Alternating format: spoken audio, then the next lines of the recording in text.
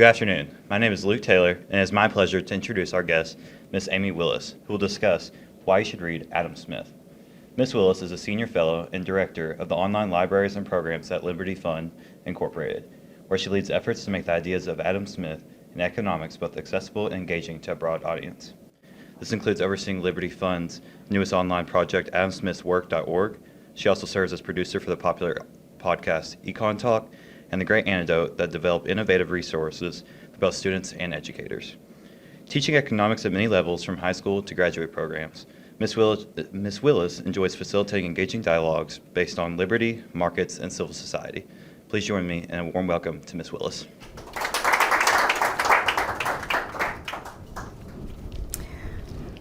Thanks, Luke. Hi, everybody. How you doing on a Friday afternoon? You look pretty bright-eyed and bushy-tailed for a Friday. I'm pleased. Thanks very much for having me. So, here we go. You think Adam Smith is just about capitalism in the invisible hand? If you do, I'm going to ask you to think again. Perhaps you think about him as just another dead white guy. I mean, that is true. But that doesn't mean that he has nothing to say to us today. Maybe you don't know anything about Adam Smith at all, and that's okay too. Smith was a moral philosopher, a critic of centralized power, and a believer in virtue and human flourishing, and he still matters. Today I want to reacquaint you with someone you've probably heard of, but maybe haven't met on his own terms, and that's my good buddy, Adam Smith. I also want to make the case that his work remains very much worth reading today. Now, if you've ever taken an economics class or you pay any attention to political debates, you've probably heard Smith invoked as the father of capitalism, the prophet of greed, or that dude who talked about the invisible hand. Well, there's a lot more to it than that. And what you've heard may not be exactly true. So in digging into this a little bit, I want to suggest that Smith deserves a place at the table, not just in economics departments, but in literature, history, philosophy, political science, and in the hearts of curious minds everywhere. Let's start with the basics.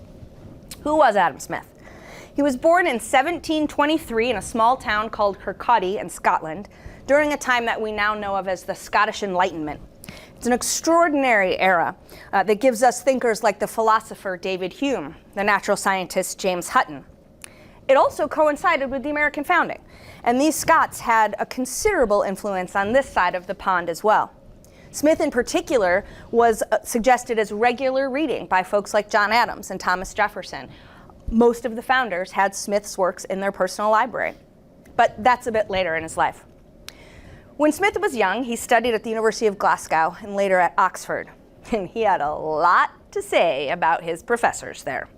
Let's just say they would have been very happy that there was no such thing as rate my professor in those days. His criticisms of his professors weren't personal attacks, but they were part of a broader argument about incentives, institutions, and educational quality, a criticism that was emblematic of much of his work. Smith argued that many of the university's professors were paid fixed salaries, regardless of whether students ever showed up for class or ever learned anything. This meant they had little incentive to be engaging or effective. Smith suggested that things would work a lot better if students paid their professors directly after each lecture based on how good they thought it was. Try that out on some of your professors someday. I'll be really interested to hear how that goes. But he wasn't just a bookworm. He was a deeply curious person. He was fascinated by morality, human behavior, institutions, and just how societies work, even when no one's in charge or directing them. He spent much of his days just wandering about and observing people keenly in their many interactions, whether in the marketplace, in schools, in churches, in public houses, wherever he could find people. So eventually Smith too becomes a professor, and he subsequently writes two major works: The Theory of Moral Sentiments in 1759 and The Wealth of Nations in 1776, a date that may ring some bells. So here's the first surprise. He considered that first book, The Theory of Moral Sentiments, which I will generally refer to as TMS, as his more important book. He was much prouder of that. He revised it 6 times over the course of his lifetime.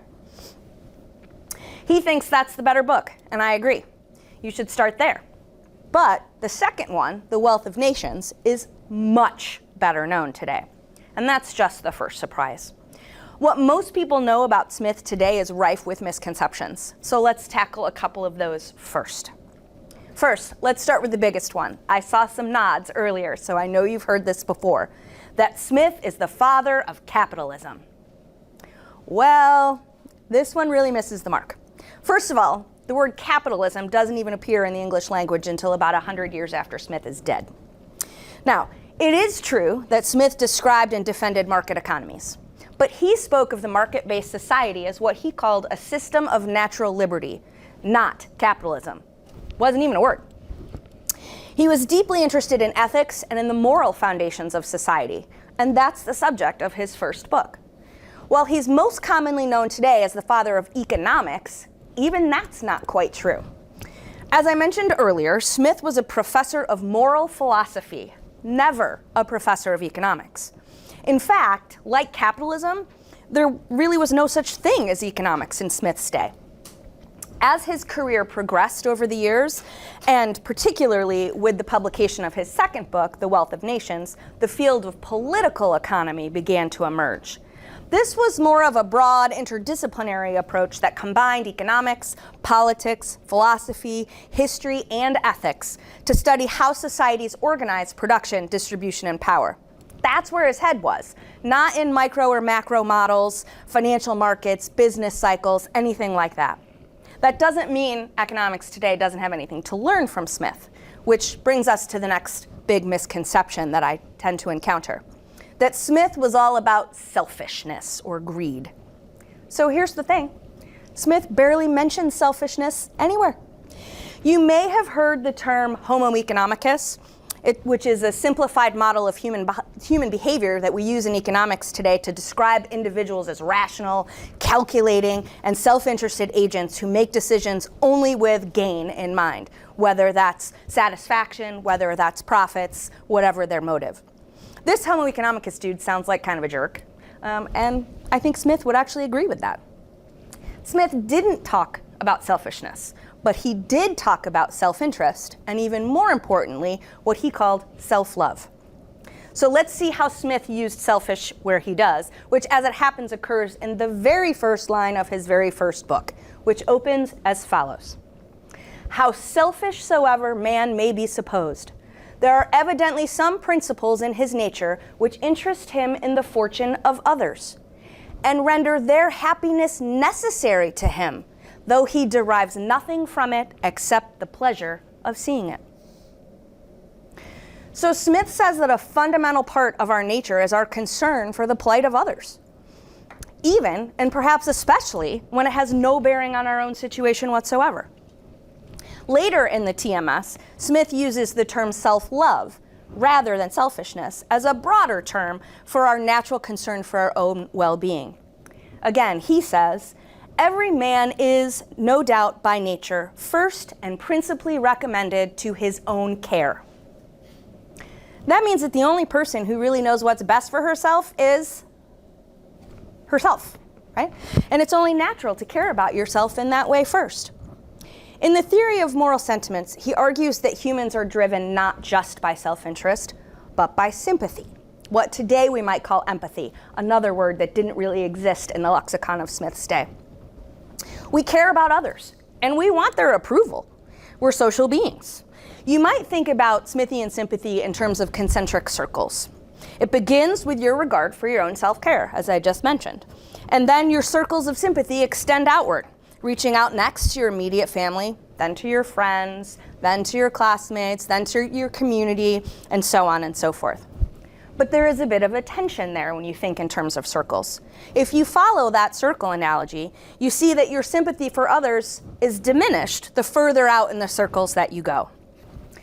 It's not that we don't care about people who are further away from us in sympathy, but it's hard and it's unnatural to care for them as much as you care for the people closer within.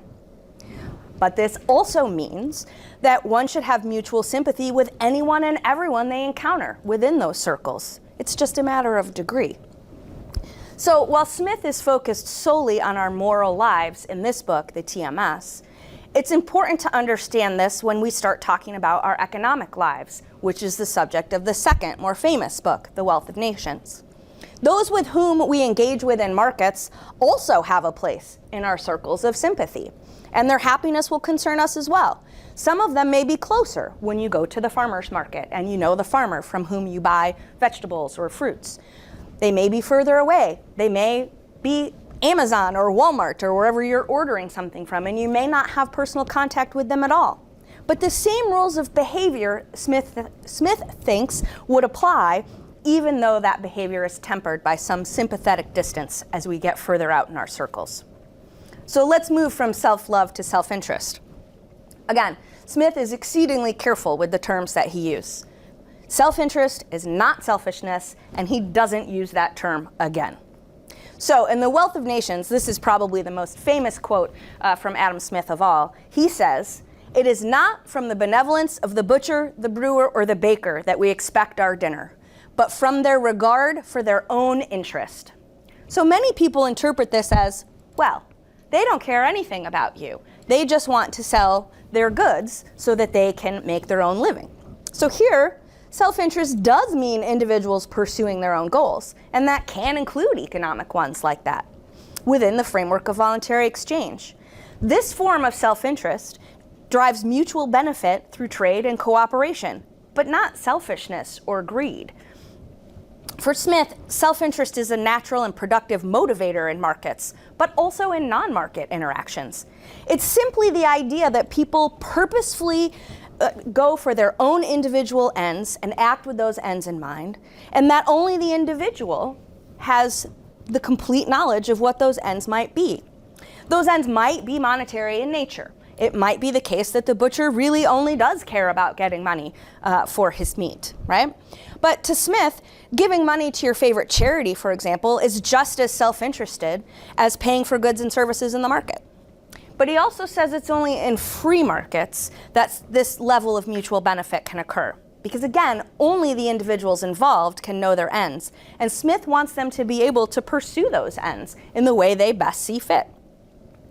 While Smith argued for fewer restrictions on commerce, he also recognized there was a need for the government to provide some essential services to enforce contracts, right? What if the beef that you buy is bad, right? Maybe there might need to be recourse for that. He believes in all of that.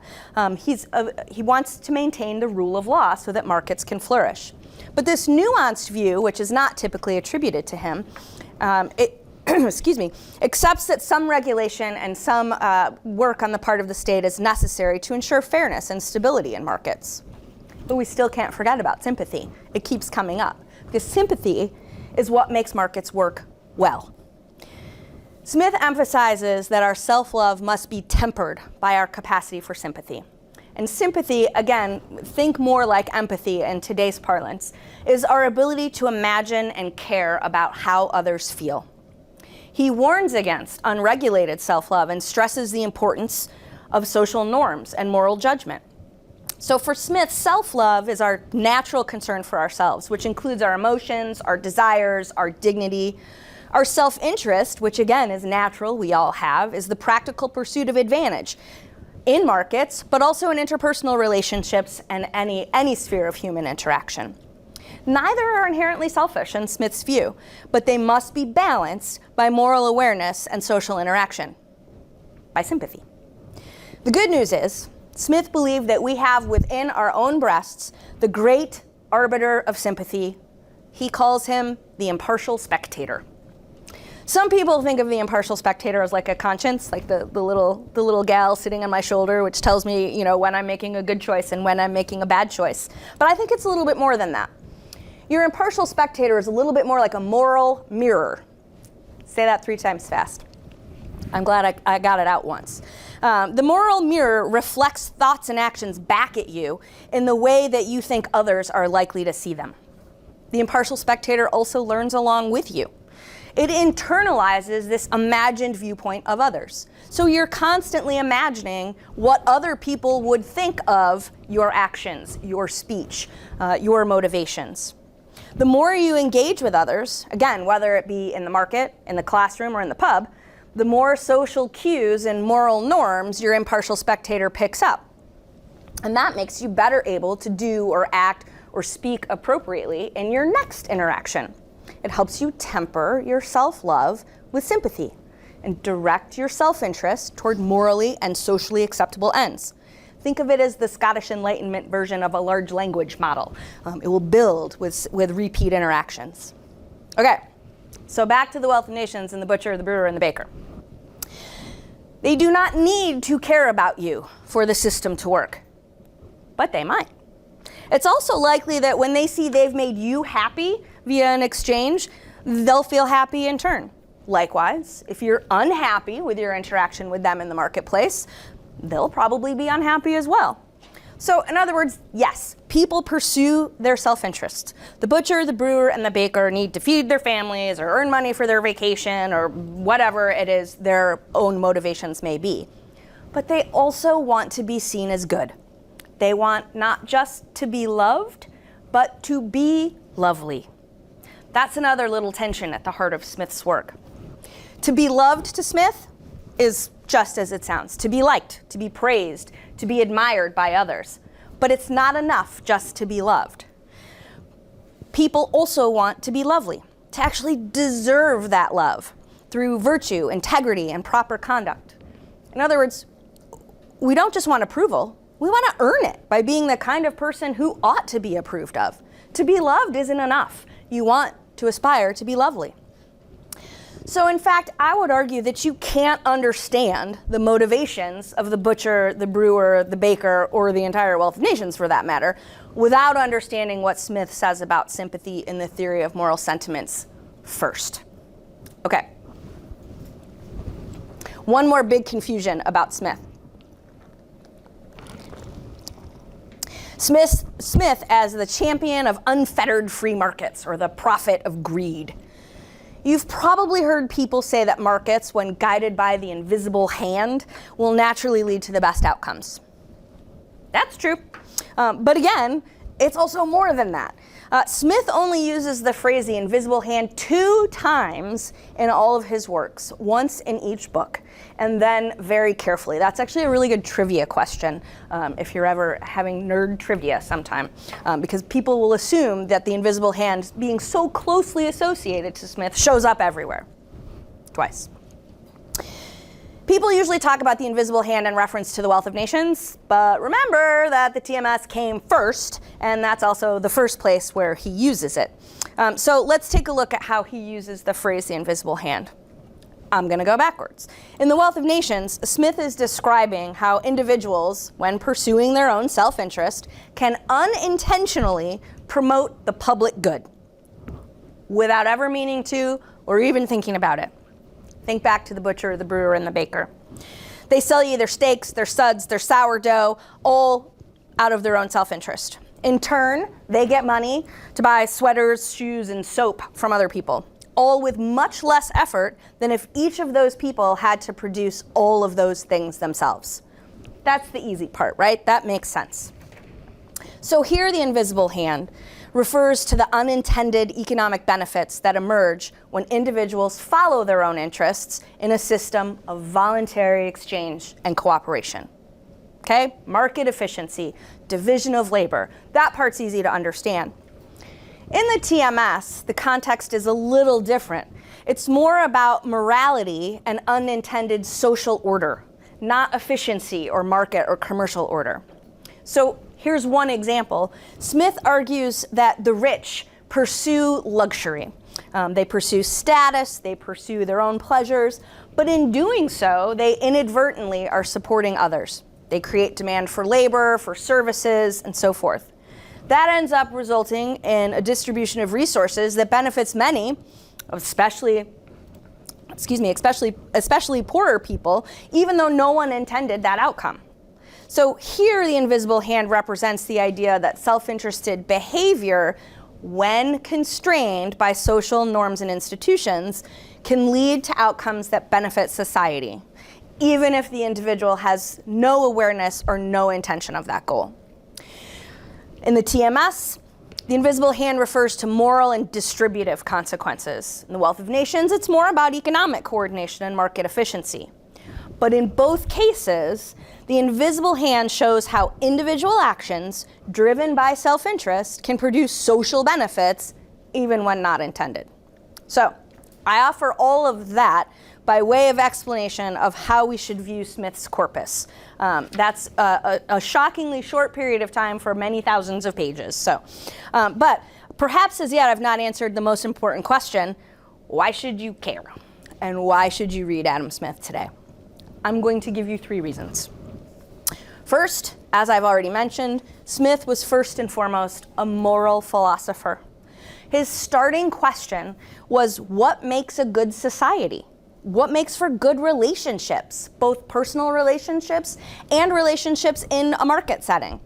What are the circumstances that allow humans to flourish and pursue their own happiness? Again, some familiar 1776-y words. Also, that's the question that's at the heart of all the humanities and social sciences. Smith's answer wasn't just about wealth. It was about how we live together, how we judge each other, and how we navigate our desires for success and our need for moral approval. When Smith does talk about wealth, he's inquiring into the nature of wealth and the wealth of the nation, not the individual. We often, myself included, don't use the full title of that second work, which is An Inquiry into the Nature and Causes of the Wealth of Nations. Note he titles his project An Inquiry, not a treatise. He's concerned about wealth in terms of what we would think of as standards of living today. He hopes for a higher standard of living for everybody, especially the poorest among us. And he has some rather grave concerns about too much personal wealth. In the TMS, for example, he says he offers praise for people because we admire the rich and the great. We see, aristocrats with their trinkets of frivolous utility, and we want them. We admire the standard of living that they enjoy. But he cautions that admiration can turn into envy. So it can be a motivational force, but if we let it go too far, it becomes a destructive force, a happy medium, if you will. For example, he tells a really moving story in the TMS, about a poor man's son. The poor man's son has been enchanted by riches all his life, and he dreams of rising up to become the richest among his fellows through hard work and ambition, the right way, if you will. He sacrifices comfort and peace to chase success, enduring long hours, anxiety, and much toil to attain that level of luxury. But when he finally achieves his goals, he realizes that the rewards are hollow. The comforts he longed for bring him little true happiness, and he's left weary and disappointed. Another happy medium. But this is definitely not a story glorifying greed. When it comes to the wealth of the nation, Smith is offering a blistering critique of mercantilism, which was the popular economic policy of the time, which suggested that what made a nation wealthy was how much money it had, how much gold and silver. Smith said, that's ridiculous, right? Smith said the wealth of the nation is in its people, not in the amount of gold and silver it can amass. And as a nation's people learn to cooperate and to trade with one another, harnessing the power of division of labor, specialization, and exchange, we can all enjoy more. And that is what will make a nation richer for all its inhabitants. He offers a caveat here too. Life isn't all work and no play for Smith. He worries about the potential deleterious effects of the division of labor, which he describes in many, many pages in a depiction of a pin factory. Think of the dull work day today of an assembly line worker, doing the same thing all over and over again, all day, every day. He wants these workers to have educational programs and leisure time provided so that they can enjoy one another, build their interpersonal relationships, and attain the happiness that they're looking for. And the government might have to step in to provide some of that if necessary. Admittedly, I will suggest that Smith thinks that state provision of such programs is a last resort, but that's a topic for a different talk. We could do that another day. But I would leave you with his perspective invites a balanced discussion of efficiency versus human fulfillment and human flourishing. The second reason I think you should care about Smith and perhaps read him today is he helps us think critically about institutions. Markets, governments, education systems. Smith didn't take any of those for granted. He was one of the keenest observers of institutions that history has ever seen. He wanted to understand how they work, why they fail, and how they could be made better. Think back to the story about his professors, right? That's a bold move, I think, on Smith's part. He was deeply skeptical of concentrated power, and he always asked, who benefits from having power? That's a question any critical thinker should learn to ask. And let's be honest, today's debates about capitalism, inequality, regulation, freedom, they can be a lot more insightful if you let Smith into the room, and especially if you keep his moral guidance in mind. And finally, Smith offers a humane version of freedom. Freedom for Smith wasn't just about doing whatever you want. It was about creating space for human flourishing. Materially, yes, but also morally and socially, and always arbitrated by sympathy and our impartial spectators. Smith's insights into human motivation, our desire for approval, our tendency towards self-interest, and the need for moral norms to act as a guide rail continue to help us better understand how we can relate to each other, both personally and interpersonally. He believed in the power of voluntary exchange, of education, of free markets, and of mutual sympathy. His vision of a system of natural liberty was grounded in virtue and responsibility, not rampant individualism. That makes him incredibly relevant in an age when we're asking tough questions about justice, about community, and what it means to live a good life. Smith is often quoted, but rarely read. And that's a shame, because he's one of the most thoughtful, humane, and insightful voices we have when it comes to understanding how the good society works. So if you've dismissed him as just a market guy or as an economist, I encourage you to take a second look. You'll find a philosopher who understood people deeply, cared deeply about justice, and believed that ideas, when guided by reflection and humility, could help us build a better world. Thanks.